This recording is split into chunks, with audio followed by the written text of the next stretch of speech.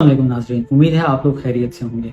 भारत ने आज मकामी वक्त के मुताबिक दोपहर 2:35 पर आंध्र प्रदेश में सतीश धवन स्पेस सेंटर से चंद्रयान 3 नामी खलाई मिशन को कामयाबी से चांद की तरफ रवाना किया है। 5, 4, 3, 2, 1, 0 plus 5 seconds. Lift off normal. Here we have a majestic liftoff of LVM-3 M4 rocket carrying India's prestigious Chandrayaan 3. इस मिशन का मकसद चांद पर भारत की लैंडिंग की सलाहियत को जांचना और मुख्तलिफ साइंसी आलात के जरिए चांद का तफसीली जायजा लेना है। इस हवाले से मिशन के 3 हिस्से हैं, एक प्रोपेलियन मॉड्यूल, दूसरा लैंडर और तीसरा रोवर।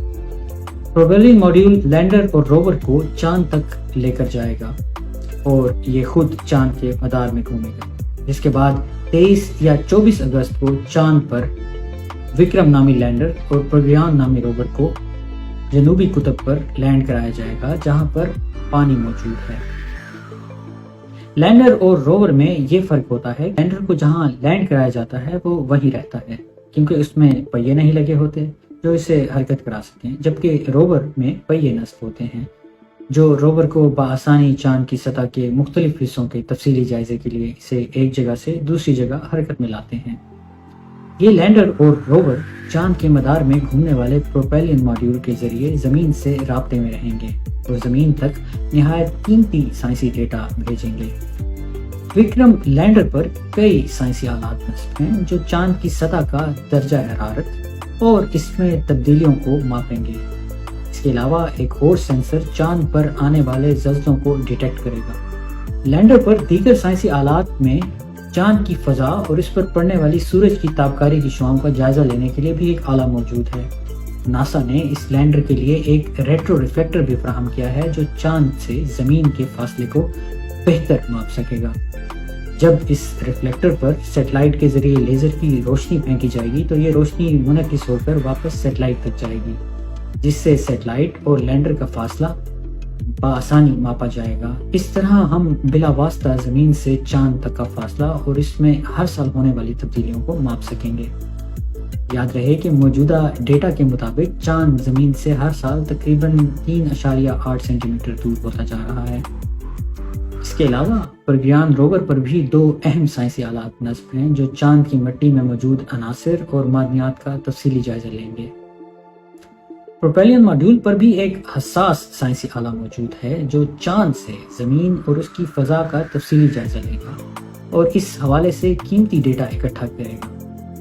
जमीन पर चूंकि जिंदगी मौजूद है और यहाँ इंसान बसते हैं, लिहाजा खला से अगर जमीन की फजा का जायजा लिया जाए तो ये मालूम किया जा सकता है कि जमीन से ऐसी कौन सी गैसें और अनासिर खारिज हो रहे हैं जो जमीन पर जिंदा जानदार ही पैदा कर सकते हैं।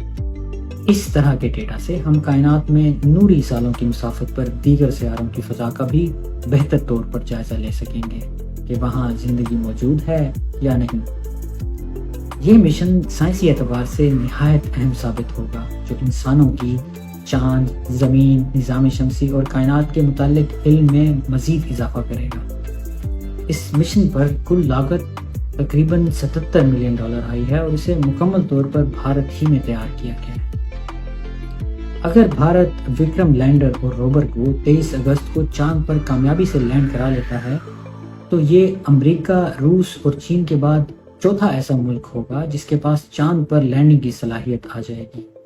याद रहे कि इससे कबल 2019 में भी भारत चंद्रयान 2 नामी मिशन चांद पर भेज चुका है, जिसके 2 हिस्से थे, एक ऑर्बिटर जिसने चांद के गिर्द मदार में घूमना था और दूसरा लैंडर और रोवर जिसे चांद की सतह पर उतरना था। इस मिशन में लैंडर और रोवर चांद की सतह पर सॉफ्टवेयर में खराबी के बायस आखिरी वक्त में चांद की सतह पर कामयाबी से ना उतर सका और तबाह हो गया। ताहम इस मिशन में मौजूद ऑर्बिटर पर कई साइंसी आलात नस्ब थे जो आज भी चांद के मदार में मौजूद हैं और कीमती साइंसी डेटा फराहम कर रहे हैं। खला की टेक्नोलॉजी के एतबार से भारत इस वक्त दुनिया की नज़रों में है, क्योंकि भारत कम खर्च में खलाई मिशन मुकम्मल कर चुका है। दुनिया के दीगर ममालिक भी अब भारत की रॉकेट लॉन्च टेक्नोलॉजी के मुतरिफ हैं और आइंदा आने वाले सालों में कई खलाई इदारे भारत से अपने मिशन लॉन्च करने का इरादा रखते हैं। تو امید ہے دوستوں آپ کو یہ ویڈیو پسند آئی ہوگی. اگر آپ اس طرح کی مزید ویڈیوز دیکھنا چاہتے ہیں تو میرا فیس بک چینل لائک اور شیئر کرنا نہ بھولیں. بہت شکریہ. اللہ حافظ.